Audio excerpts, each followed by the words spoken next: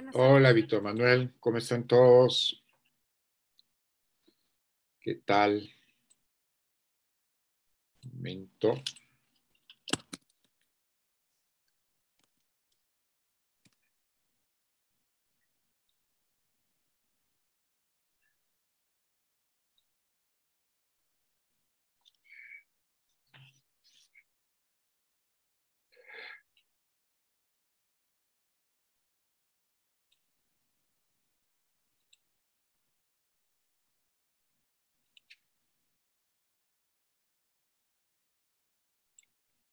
A ver.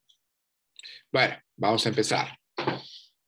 Pues seguimos con Fuente Ovejuna, con la obra de Lope de Vega, que es la historia, digamos, de un pueblo que se rebela contra el comendador Fernán Gómez, ¿no? Inspirada, como dije la vez pasada, un hecho real de una rebelión que se dio efectivamente en 1476, en donde muere el comendador y los reyes católicos envían a un inquisidor, un juez, digamos, para determinar qué había pasado, y finalmente deciden absolver al pueblo por la sencilla razón de que, un segundo, hay gente que quiere entrar, de que ninguna de las personas interrogadas bajo tortura quiere decir quién fue, ¿no? El que mató al comendador. Así que el pueblo queda absuelto. Como también había dicho en la clase anterior, esta historia, muy dentro de la estructura del teatro del barroco, tiene varias historias, ¿no? En el caso en concreto de Fuenteovejuna está la historia política, en donde el comendador le sugiere pues al jovencísimo maestre de Calatrava, ¿no? Que ataque Ciudad Real, ¿no? Y conquiste Ciudad Real para el rey de Portugal, el rey Alfonso, ¿no? Esto a contraveniencia, digamos, de los intereses de los reyes católicos. A ver, maestre, que estoy en la villa. Hay un... A ver. Ay, caray, yo estaba diciendo que el micrófono de alguien no es... Disculpen, era mi propio, el propio YouTube. No sé si tendremos tiempo de bueno, no hoy día, sino la siguiente clase, ya veremos algunos fragmentos del video que sugerí para YouTube. Pero bueno, esto es una digresión, lo que pasa que de repente me saltó el sonido, no sabía de dónde venía. Bueno, seguía diciendo que el comendador Fernán Gómez convence pues al maestre a invadir Ciudad Real en beneficio de Alfonso de Portugal y en desmedro pues de los intereses de los reyes católicos, ¿no? Fernando e Isabel. El maestre accede. El maestre accede, para entonces el maestre tenía 18 años y Lope de Vega da énfasis y resalta a lo largo de la obra, ustedes van a ver, la juventud del maestre, dando a entender que estaba siendo manipulado por el comendador que era el real villano de la obra, ¿no?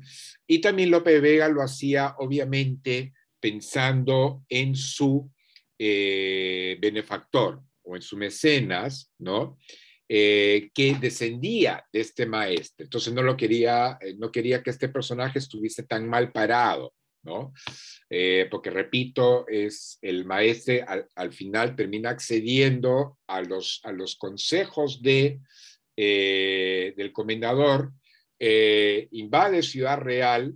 Ciudad Real va a ser después desocupada por el ejército de o sea, va a ser nuevamente retomada por los reyes católicos, envían un ejército, es retomada, y con esto pues se debilita la posición tanto del maestre como del comendador, ¿no? Una vez que es tomada Ciudad Real o recuperada por los reyes católicos, la obra más bien se enfoca a los conflictos que hay entre el comendador y el pueblo de Fuenteovejuna. Fuenteovejuna era parte de lo que era lo que era el mayorazgo de Calatrava, ¿no? La provincia de Calatrava, en lo que es ahora Castilla, estaba bajo la gobernanza del maestre. Debajo del maestre estaba pues el comendador, pero el comendador manipulaba al maestre por la excesiva juventud del maestre, que repito tenía 18 años. Y el comendador, ¿no?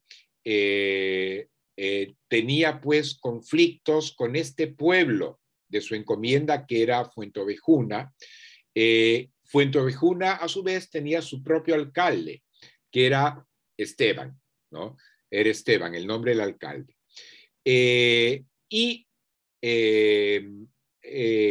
Esteban, el alcalde, por un momento acata muchas de las ordenanzas del comendador, pero lo critica en secreto. Pero al final, ya como se va a desenvolver la historia, ya el alcalde también se rebela abiertamente junto con todo el pueblo de Fuenteovejuna contra el comendador. Los vicios del comendador eran dos básicamente, que eran uno, ejercer violencia contra la gente de Fuenteovejuna, y el comendador y sus hombres violaban a las mujeres de Fuenteovejuna. Hay un momento en que el comendador se va a obsesionar por por Laurencia, ¿ya? Por Laurencia, que es hija del alcalde Esteban, ¿no? Y a su vez, hay otro, digamos, campesino, frondoso, que está enamorado, pues, de Laurencia. Y se forma entonces una especie de triángulo. Está el comendador, que quiere tomar a la fuerza a Lucrecia para convertirla en su amante, ¿no?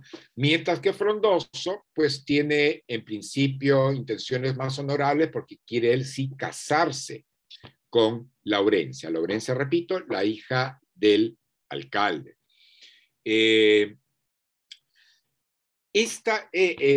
Estos dos deseos, digamos, por un lado el de Frondoso por Laurencia, y por otro lado el de Comendador también por Laurencia, van a confrontar a dos amores, dos tipos de amor, ya bastante tratados tanto por Platón como por Aristóteles, ¿no? Frondoso representa pues el amor platónico, el buen amor, el amor que eleva el espíritu, ¿no? Mientras que el comendador va a representar, o el deseo del comendador va a representar el amor carnal, ¿no? El amor, digamos, que busca solo la satisfacción corporal. Es el amor, digamos, de Afrodita, ¿no? Que inspira a Afrodita, la diosa del amor carnal, frente al amor de Frondoso, que inspira, pues, el amor de Apolo, el amor apolíneo, ¿no? El amor, digamos, el amor que se despierta ante la contemplación de una mujer bella, que en este caso era Laurencia, una mujer bella, pero la belleza femenina dentro, digamos, de los esquemas del amor apolíneo, un físico bello despierta, digamos, las fibras espirituales más altas, o debería inspirarlas en espíritus superiores, en espíritus sensibles, que no es el caso del amor carnal. Y vamos a ver la contraposición de los amores cuando más adelante leamos juntos un intercambio entre los labriegos y los pastores que hablan justamente sobre el amor, ¿no? Van a intervenir en esa conversación el propio Frondoso, Laurencia, Pascuala, Mengo. Los propios nombres de Frondoso y Laurencia, ¿no? Son nombres que no eran naturales en la época de Lope de Vega. Son nombres no cristianos y son nombres que se retoman de la famosa novela pastoril, ¿no? Que hasta la época de Lope de Vega tenía una cierta demanda lectora. Ya cada vez estaba declinando. Se supone que el famoso Don Quijote de la Mancha, Miguel de Cervantes, tira para abajo la lectoría de las novelas pastoriles. Las novelas pastoriles eran novelas donde se retrataba el amor de pastores, justamente, y tenían nombres así, nombres no cristianos, inspirados en ciertas églogas, ciertos poemas amorosos de la época romana, ¿no? Entonces tenemos nombres como justamente Laurencia, Flora, Frondoso, que habla de la fronda del bosque, tenemos Amarilis, ¿no? Tenemos nombres, digamos, que no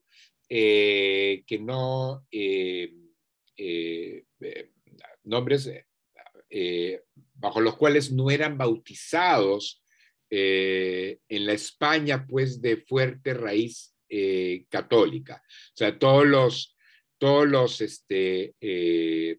nombres que los españoles, hombres y mujeres, llevaban en la época eran nombres que tenían que ser aceptados, digamos, por una especie de inventario o canon católico, ¿no? Y de hecho Frondoso y Laurencia no podían ser. Eran nombres relativamente inventados o inspirados, repito, en la novela pastoril. Tanto así, tanta fama tenía la novela pastoril que nombres como California o Miraflores, ¿no? Por ejemplo, que les son conocidos a ustedes, obviamente, California y Miraflores, son lugares que existían en esa ficción de la novela pastoril, ¿no? Y que fueron después llevadas al Nuevo Mundo. El Nuevo Mundo, en los primeros, digamos, las primeras décadas, los primeros 50, 70 años, en las Américas, la novela pastoril pues era todavía leída y en el Nuevo Mundo sí se permitieron bautizar, o no bautizar, los lugares no se bautizan, pero se permitieron fundar ciertos lugares inspirados en los lugares, repito, de la ficción pastoril, donde también había leyendas de pastores que encontraban castillos encantados o palacios de cristal, y de repente era una combinación de literatura fantástica, literatura sobrenatural, donde habían magos, donde habían princesas dormidas, ¿no? Al estilo de la Bella Durmiente, ¿no? Y todas esas historias de pastores y amores y actos sobrenaturales conformaban, pues, la novela pastoril. Así que, en cierto modo, Frondoso y Laurencia de nuestra obra, la obra de Lope de Vega, son reflejos, son como personajes extrapolados de estas novelas llevados al teatro. Laurencia, hija de Esteban, es Laurencia. Yo dije Lucrecia, por ahí me habré confundido, ¿no? Es Laurencia, pero no quiero que se me trastoquen los nombres, que venga un mago y me hechice y me trastoque los nombres. Sí, Laurencia, ¿no? Laurencia. Ok. Entonces, está repito, esta historia de dos historias paralelas, la historia política y la historia amorosa, ¿no? Protagonizada sobre todo por Laurencia y Frondoso. Un segundo. Entonces, el acto 1, esta obra se divide en el acto 1, nos presenta esta situación, ¿no? Muchas veces los primeros actos nos presentan a los personajes principales, ¿no? Me refiero, el acto 1 de varias obras nos presenta las personajes principales y las historias por desarrollarse. Ya en el acto 2 viene el nudo. En el acto 2, ¿no? Ya se habla de los atropellos del comendador y sus hombres sobre las mujeres. Esteban refiere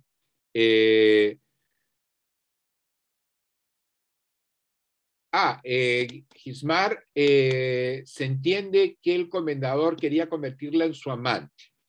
En la primera intervención de Laurencia con su amiga Pascuala, Pascuala sí es un nombre cristiano, viene de Pascua. La primera intervención, Pascuala le sugiere a Laurencia, ¿no? Eso lo vamos a ver en el primer acto, le sugiere a Laurencia que lo conveniente para ella, para Laurencia, que era convertirse en la amante del comendador, ¿no? Para alguien, digamos, de un nivel social inferior, como era digamos, Laurencia, a pesar de ser hija del alcalde, pues no tenía el mismo estatus social que el comendador.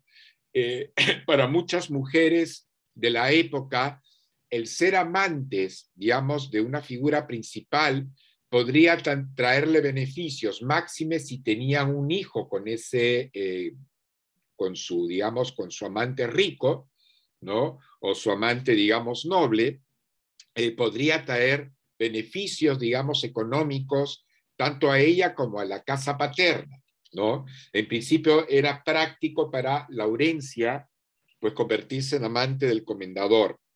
Pero acá sí se activa un valor, digamos, en términos idealistas, que es muy propio tanto de la poesía como del teatro de la época, y es el famoso concepto del honor, ¿no? Laurencia escucha la sugerencia de su amiga Pascuala y dice: no, yo no me puedo convertir en amante de este hombre, ¿no? Porque si bien esto me podría traer beneficios económicos, ¿no? O sea, el ser amante sin casarme con él, rebajaría el honor. Y rebajaría el honor no tanto de mí, sino de mi propio padre. No lo puedo hacer. O sea, el término de honor o de honra era, la palabra honor y honra salpica prácticamente todas las obras del teatro español, ¿no? El famoso don Juan Tenorio violentaba, digamos, la honra de las mujeres. Cuando las seducía, ¿no? Se concretaba, se entiende que sexualmente la seducción, a mujeres, digamos, solteras, a mujeres casadas o a monjas, ¿no? Porque don Juan Tenorio, pues en ese sentido, era bastante democrático en sus gustos. Quería arrasar con todo y todas caían seducidas por su verbo, ¿no? Esta es digamos, la figura de don Juan Tenorio, en ese sentido, en el fondo, don Juan Tenorio representa, encarna las grandes dotes del arte verbal, y es por ahora decimos más criollamente, el palabreo, el floreo de don Juan Tenorio, es que muchas mujeres caían. Pero la honra femenina no tenía que ver, digamos, no estaba salvaguardada para la mujer en sí, sino para el padre de la mujer, el esposo de la mujer o el hermano de la mujer. O sea, una mujer era deshonrada no por ella misma, sino que la deshonra de ella caía en el padre, en el hermano, en el esposo, ¿no?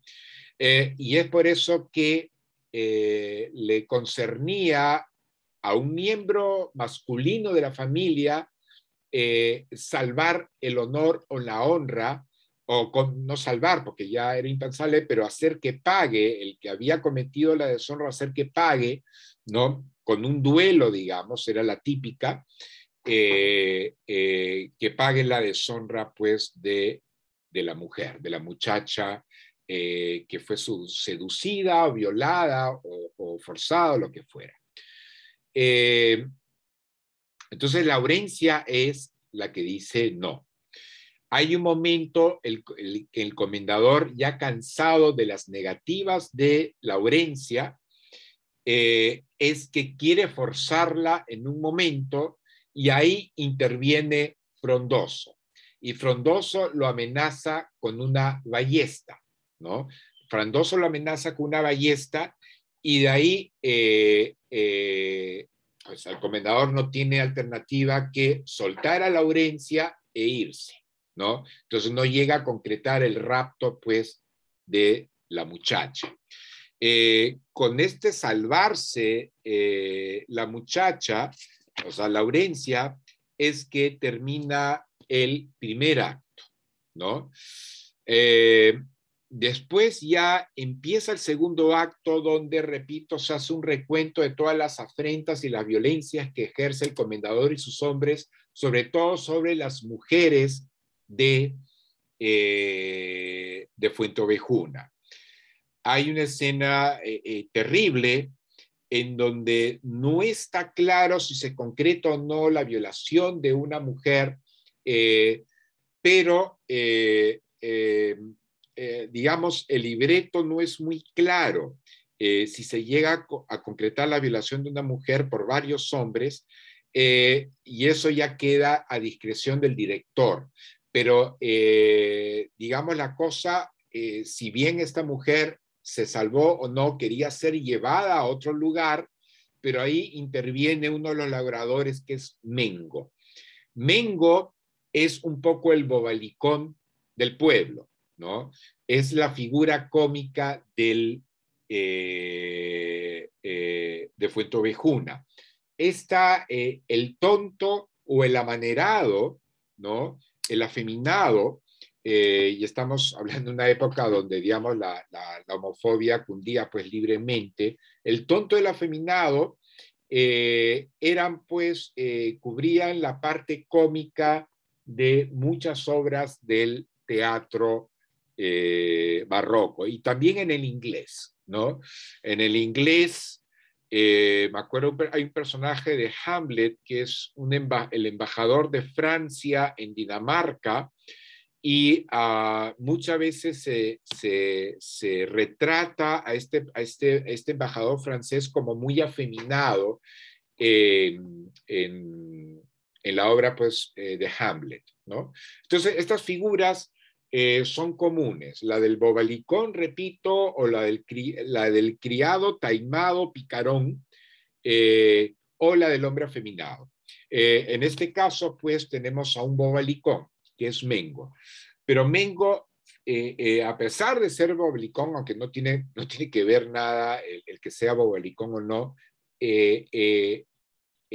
rescata, digamos, a esta campesina del atropello, del secuestro, y los hombres indignados con él le dan de azotes, pero dejan en paz a la muchacha después de desquitarse con Mengo, ¿no? Entonces tenemos acá en el segundo acto, se retrata, pues, lo implacable del accionar del comendador, y en este segundo acto también se recobra Ciudad Real, ¿no? Se recobra Ciudad Real. O sea, nunca descuidamos estos dos líneas argumentales, la línea argumental política histórica y la línea argumental, digamos, amorosa o que se centra dentro de lo que está pasando en Fuenteovejuna.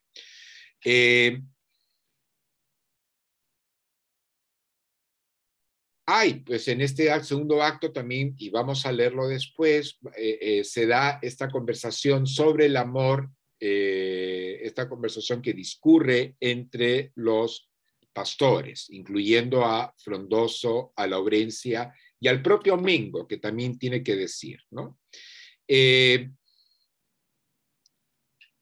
Cuando en el primer acto veíamos que Laurencia fue salvada por Frondoso, cuando Frondoso amenaza al comendador con matarlo con la ballesta, es que finalmente Laurencia, después de cierta reticencia, de ciertas negativas, se enamora de Frondoso, se enamora de la valía, del valor de Frondoso, ¿no? De hecho, hablamos de una época más bien bastante sexista. El varón se enamora de la belleza y la virtud, digamos, de la mujer, pero de la virtud, digamos, de la virtud de la obediencia y de la virtud, digamos, de la continencia sexual, ¿no? Laurencia, recordemos que es bella, es joven, ¿no? Y rehúsa los acercamientos del comendador, ¿no? Es una mujer que tiene muy en alto la honra, y en este caso la honra descansa, digamos, en la figura de su padre, Esteban, el alcalde. Entonces, Frondoso se enamora de ella. Frondoso es joven, pero la belleza, digamos, masculina importa menos dentro de la ideología literaria de la época, importa menos en la libido, el corazón de una mujer. Lo que ve una mujer en un hombre es la valía, es la valentía. Y repito, Laurencia, después de ser esquiva con respecto a Frondoso, termina enamorándose de él cuando Frondoso enfrenta al comendador y lo amenaza pues con la ballesta, como dije, ¿no? Entonces en el segundo acto ya Frondoso, Laurencia acepta a Frondoso como esposo. Frondoso pide su mano al alcalde y el alcalde acepta, ¿no? Acepta el matrimonio de su hija con este campesino. La figura del campesino, por si acaso, no implicaba necesariamente pobreza. En la época de Lope de Vega hubo campesinos que eran hasta ricos. En la obra no se especifica, digamos, la mayor o menor riqueza de Frondoso, pero el hecho de ser labrador no era sinónimo necesariamente de pobreza, ¿no? Todo dependía sencillamente del tamaño de la tierra cultivada que tenía tal o cual familia, ¿no? Pero a mucha gente se le llamaba campesinos sin que necesariamente sean pobres por eso. Pero de hecho muchos de los llamados campesinos no tenían títulos nobiliarios, no tenían hidalguía, era gente sin casta, digamos, ¿no? A pesar de que podrían tener algo de riqueza, ¿no? Entonces hay que tener eso en cuenta, porque no sabemos de Frondoso en sí, pero sabemos que Frondoso se colocaba en un estatus social, un estamento social inferior al del comendador. Pero aún así, Laurencia lo prefiere a Frondoso que al comendador. Así que en el acto 2 se casan, ¿no? Hay una escena de una boda y acá el Lope de Vega aprovecha esta escena de boda que vamos a ver después en el video que les he colgado para ustedes, aprovecha esta escena de boda para mostrar justamente cuáles eran las costumbres de las bodas, cómo se festejaban, qué se tocaba en las bodas. Se tocaban coplas que van a ser cantadas en el escenario. La partitura original no la tenemos, ¿no? Es decir, en la versión que ustedes van a ver del video, se va a cantar, está la letra, pero no tenemos la partitura, no sabemos si la melodía fue tal cual, ¿no? No en este caso, esta copla, pero se supone que era es una copla, bueno, obviamente del siglo XVII o de fin del XVI, muy conocida, ¿no? Y unos músicos pues van a cantar para las bodas de Frondoso y Laurencia. Y en eso, en plena boda, intervienen los hombres del comendador, interrumpen la boda y se van a llevar preso a Frondoso por haber atentado contra la vida del comendador. Recordemos la ballesta, ¿no? Y ahí es donde interviene el alcalde. El padre de la novia dice, no es válida, o sea, no es válido la infracción de Frondoso, porque Frondoso lo que quería era defender el honor de una mujer, de mi hija, ¿no? Los soldados no están de acuerdo porque dicen que ante todo manda el Señor. Había en la época, ya en desuso, ¿no? Y que estaba ya siendo cuestionada en la época, una ley que era la ley de pernada. La ley de pernada era una ley, digamos, de la época medieval, en donde una muchacha recién casada, ¿no? Tenía que pasar una noche con el señor feudal. O sea, la muchacha se casaba con quien sea, de la aldea, pero estaba obligada, si es que era voluntad del señor feudal, de dormir con él. Antes o después de la boda, ya no lo sé. Antes o después de la, digamos, de la consumación de la boda. Ese derecho de pernada, sí. ¿La ley de qué? ¿Cómo se llamaba? Lo voy a poner acá, en el chat. Ley de pernada, ¿no? Ley de pernada. Gracias. Ya esa ley empezaba a cuestionarse, ¿no? Máximo si la mujer ya era casada, si ya estaba, digamos, ya estaba protegida por el sacramento del matrimonio, y el matrimonio como sacramento ya para la época de Lope de Vega tenía como 100 o 150 años. Antes no había el sacramento matrimonial, ¿no? Es una patente del siglo XV, de principio del siglo XV, tal vez del siglo XIV máximo, ¿no? Pero antes la gente no se casaba, sencillamente se unía, ¿no?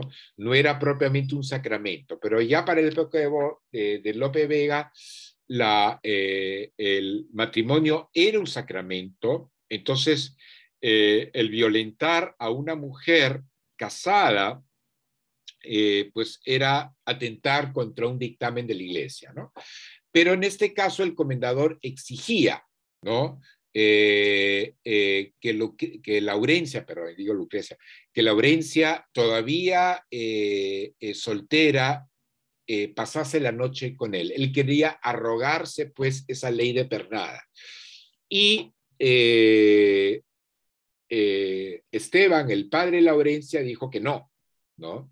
Que el comendador, por más que sea comendador, no podía ejercer una ley cuestionada ya por la iglesia y cuestionada por los reyes católicos.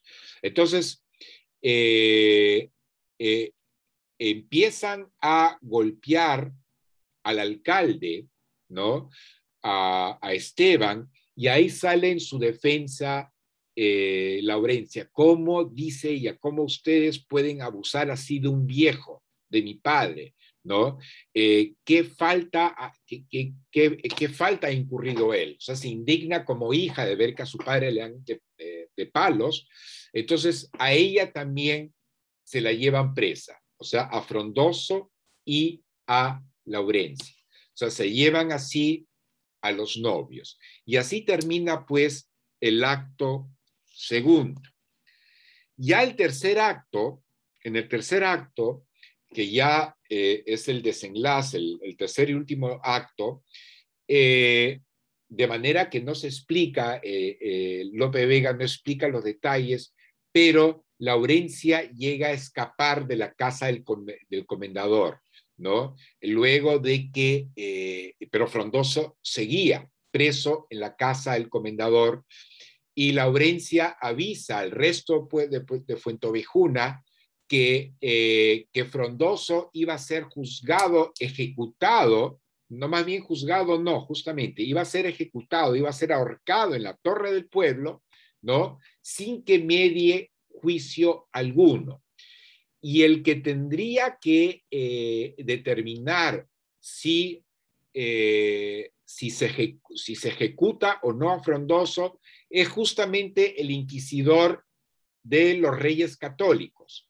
Pero acá, cuando Laurencia informa al Fuenteovejuna e informa a los espectadores, que somos nosotros, que el comendador de motu propio decidió él mismo, o sea, no él mismo, pero ha decidido ejecutar a Frondoso sin que medie juicio, era atentar contra la ley y era atentar justamente contra la potestad de los Reyes Católicos, porque era el juez, un juez designado por los Reyes Católicos, lo que tenía que decidir si Frondoso merecía la muerte o no. Pero el comendador pasa por alto eso, ¿no? Entonces ya era otra afrenta del comendador a la jurisdicción de los Reyes Católicos, ¿no? En eso Lope de Vega extremiza la polarización.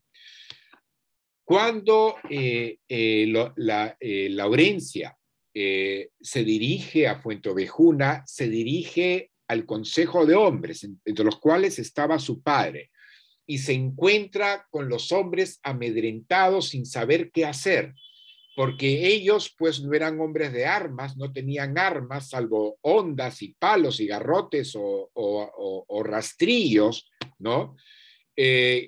Pensaban ellos cómo combatir a los hombres del comendador, ¿no?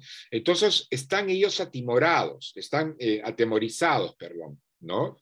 Frente a la superioridad militar de los hombres del comendador. Estaban hartos del comendador, porque el comendador no solo violentaba a las mujeres, sino que era tremendamente negligente con los asuntos agrícolas, ¿no?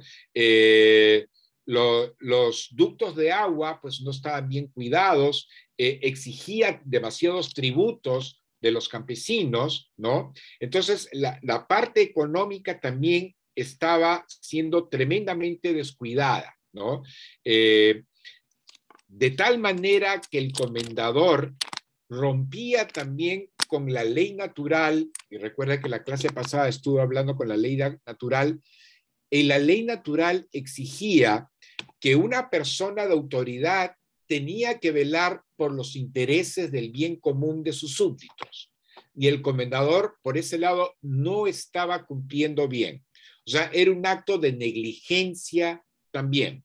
El comendador era negligente con respecto a las actividades agrícolas o agropecuarias de los habitantes de Fuenteovejuna. Atentaba contra las mujeres y atentaba contra la economía del lugar. Entonces, ahí el comendador también estaba violando una ley natural, la ley que exigía que la figura de autoridad cuidase del bien común. Esta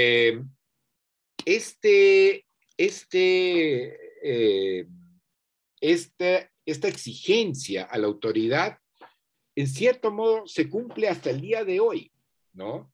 De hecho, la ley natural se ha encarnado grandemente el día de hoy en lo que es la Declaración de los Derechos Humanos, de los derechos universales humanos, ¿no?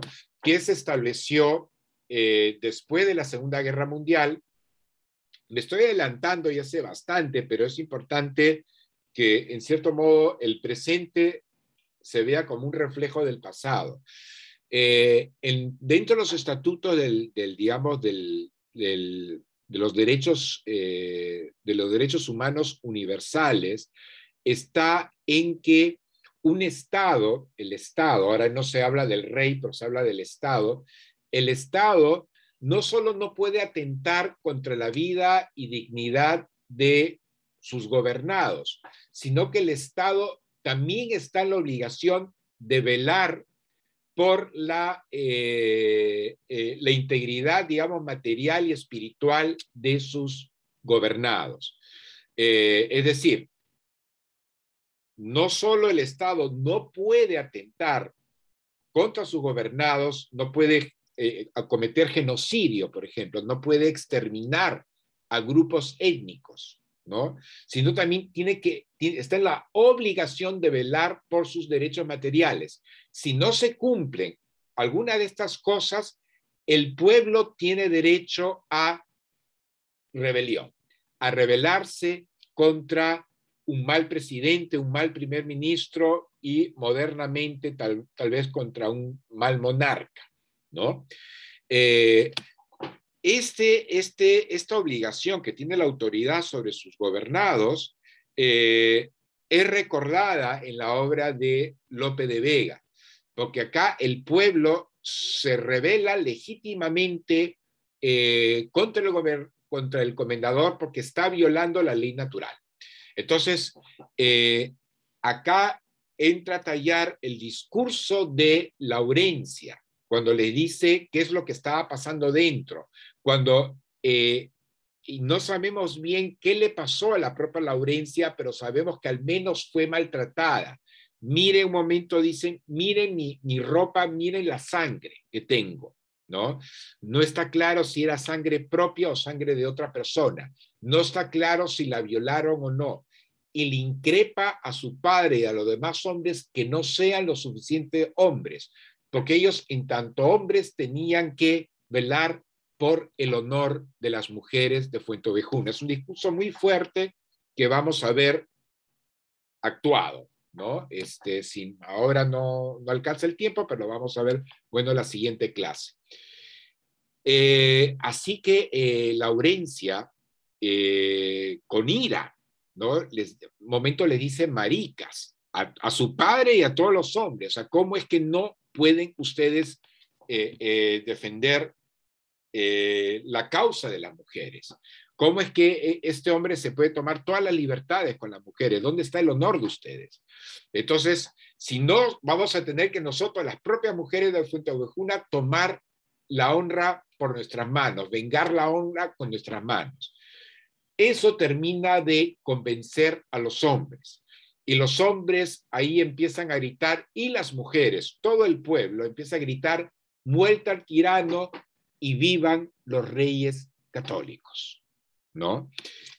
Acá siempre les recuerdo toda la propaganda de la monarquía absoluta que se daba en buena parte del teatro del barroco español. Lope de Vega y Fuenteovejuna no es la excepción. O sea, ya no solo se rebelan contra el comendador por sus abusos, sino que ellos se declaran parte de los reyes católicos, ¿no? Y aquí la indignación de Fuenteovejuna también cobra un cariz político nacional. Ellos ya no solo van a defender la honra de sus mujeres, sino también van a estar de parte de los reyes católicos que el comendador desafió, ¿no? O cuyo poder el comendador desafió, ¿no? Recordemos Ciudad Real, que fue tomada por el comendador y después fue retomada por los reyes católicos. Así que se van a la casa del comendador, combaten, ¿no? Y el comendador, pues, es muerto y su cabeza es puesta sobre una pica, sobre una picota, ¿no? Y en escenario se ve, pues, la picota con una cabeza, se entiende que falsa, ¿no? Pero está la cabeza ahí del comendador, ¿no? Entonces también, para que vean ya cómo nos hemos distanciado de las prescriptivas aristotélicas de no ver violencia en el escenario. En el escenario barroco se va a ver violencia, van a haber muertos, o sea, gente va a luchar y van a morir en el escenario. Ya para eso se emplean muchos artilugios de efectos escénicos, ¿no? Se ve sangre en el escenario. Las obras de William Shakespeare, sobre todo, pues son bastante gory, porque uno ve sangre por todos lados. Se va a ver esto en el caso de Macbeth, ¿no? O sea, la violencia sí es representada en el escenario, no era absquené, ¿no? Recordemos absquené, lo que debía referirse fuera de la escena, ¿no? En el mundo griego. Ya en el mundo barroco es completamente diferente. Ya la violencia puede ser, repito, representada en el escenario, ¿no?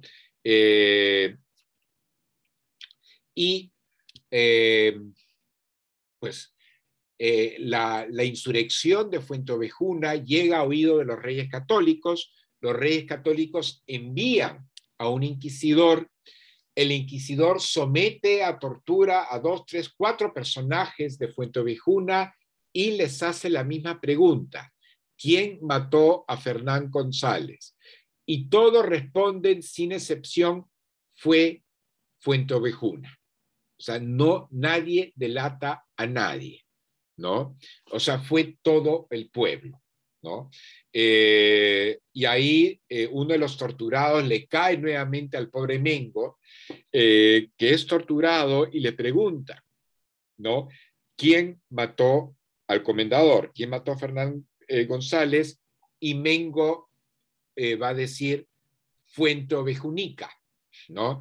Y eso genera, digamos, la risa de los demás y muy probablemente la risa de los espectadores, ¿no? Violencia y comicidad no era raro en el teatro barroco, ¿no? Hay muertes violentas que generan comicidad.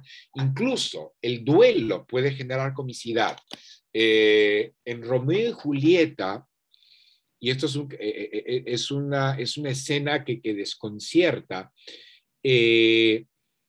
cuando los padres de Julieta encuentran muerta a su hija en la cama, o creyendo que está muerta, porque ella toma un veneno para dormir, digamos, sus funciones vitales, pero se supone que no iba a morir. Pero los padres que entran al cuarto y la niñera o la nana de Julieta la encuentran en el cuarto, vienen los padres y los padres de Julieta fueron retratados por Shakespeare como figuras grotescas, ridículas, estrafalarias. Su duelo también es estrafalario. Entonces el espectador está viendo los duelos de un padre, ¿no? De dos padres, padre y madre, pero al mismo tiempo Shakespeare retrata el dolor de los padres de manera completamente gesticular, exagerada, ¿no? De repente la madre empieza a hacer gestos así, el padre empieza con gestos así. Bajo la dirección de Shakespeare, el dolor de estos padres se ve ridículo, para que vean cómo en el teatro barroco lo terrible y lo ridículo a veces se fusionaban y el espectador no sabía si reír o llorar. Y con la respuesta que da Mengo, volviendo a la obra de Lope de Vega, cuando decía Fuenteovejunica, causaba risa y horror también porque lo estaban torturando, ¿no? Así que el barroco pues nos presenta justamente esas luces y sombras en una sola situación. De hecho ya Fuenteovejunica, para hacer parodia de Mengo, es exonerada, ¿no? Se le perdona, dado el recuento que hace Esteban de los atropellos del comendador, y ellos se declaraban súbditos, antes que del comendador se declaraban súbditos de los reyes de España, ¿no? De los reyes católicos. Y eso ya, digamos, hace que el inquisidor los absuelva. Y ahí termina la obra, con la absolución, digamos, el perdón de Fuente Ovejuna. Aparte que no había manera de castigar a todo un pueblo, no se podía ejecutar a todo un pueblo, ¿no?